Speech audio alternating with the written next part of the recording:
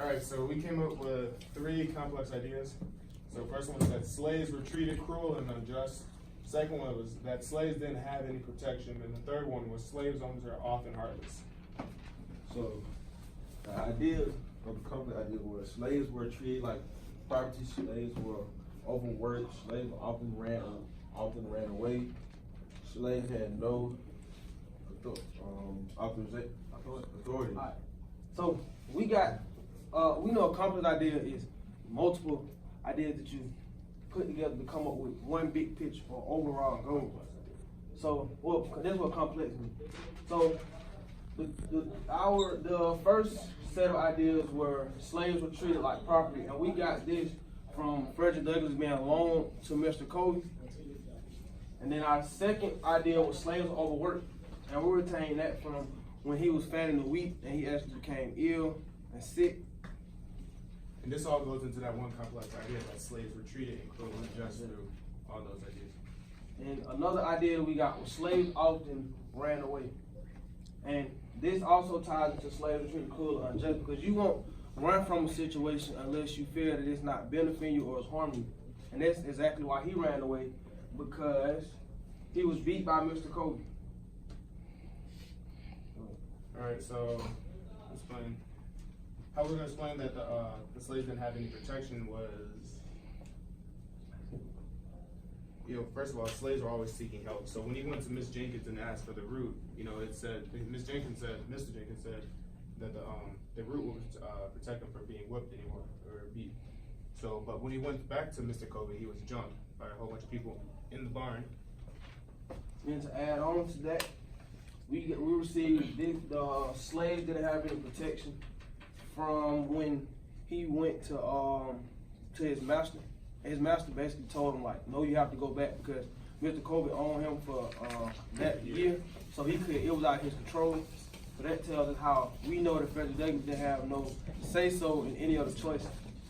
Our next idea was slave owners were heartless, and we retained this from when Mr. Covey beat Frederick Douglass, and even when he went back to Mr. Thomas, and Mr. Thomas, he described himself as, it looked like he just got a ring with wild beasts. So that's saying like how his appearance was when he approached Mr. Thomas. And even though he looked that bad, like gushing with blood and stuff, Mr.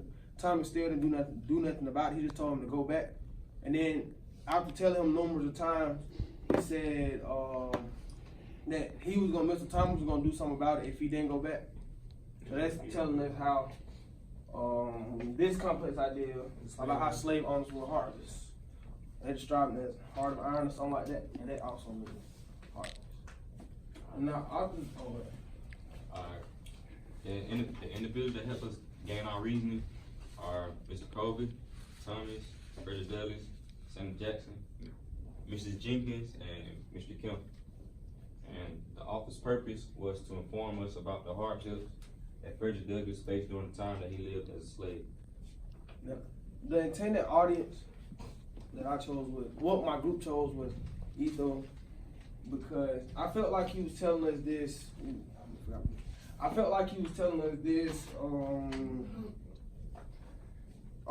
Because one of the questions that you asked is, what does this person know about this topic? And he know everything about it because it's actually what he went through his daily life.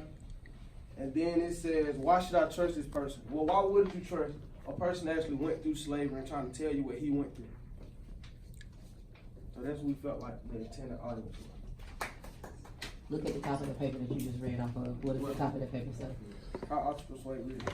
What does it say again? Read one more How time. ought to persuade readers? So what's the purpose? To persuade. Oh no, to persuade. What you say purpose was? Oh, it was multiple. Yeah, okay, my fault. So the intended audience would be the person that is meant to receive the message.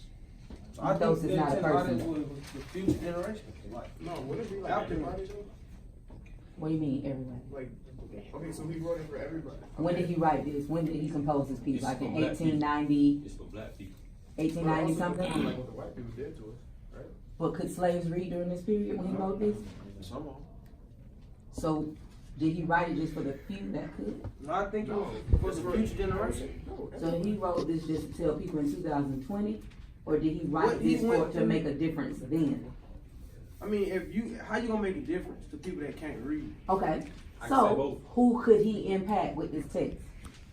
Cause you just told me, ethos was used, he was credible, which means he was could, persuaded. like the North, because you know, black and white people in the North that actually could read. Who are those people who would actually The fight? the Union. So those people who fight on behalf of slaves are called who? Abolition. So, if you're telling me it's to persuade, look at that chart up there. Right, if authors write to persuade, they're trying to convince you for something, against something, they're trying to motivate a change, Convinces that Wha- slavery was brutal. and that That was just, the not that complex only idea. that it means that it's brutal, if he's trying to show us that it's brutal, he's trying to get us to, Be against it. and also abolish it. Oh, okay. So, to show us that slavery is cruel, He did it through. he convinces us using what techniques? What rhetorical strategies? He shows us that he's credible to talk on it, because he is actually Slave. he's been through the beatings. How else does he convince us to believe him? Through all the experiences.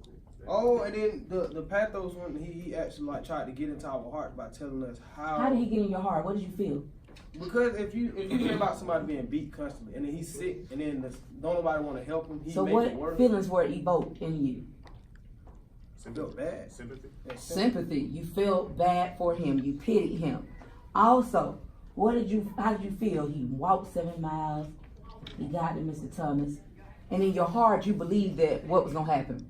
It don't sound right. Make it out. That he was going to help him, right? But what happened when he got to Mr. Thomas? How'd you feel? That's how we got that complex idea that slave. You owners felt are- betrayed? Like, what emotion did you feel when you read that? Sad. Is that like Throw that away. No, I was like shocked. I was shocked, and then I got, surprise? Emotional. I wanted to fight. Yeah, angry. I felt angry. So you see how he pulls those emotions out of you? Mm. So he makes you feel in order to inspire you to make a difference.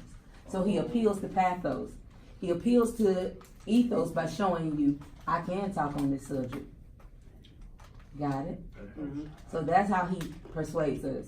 Good job, guys. You can't do that.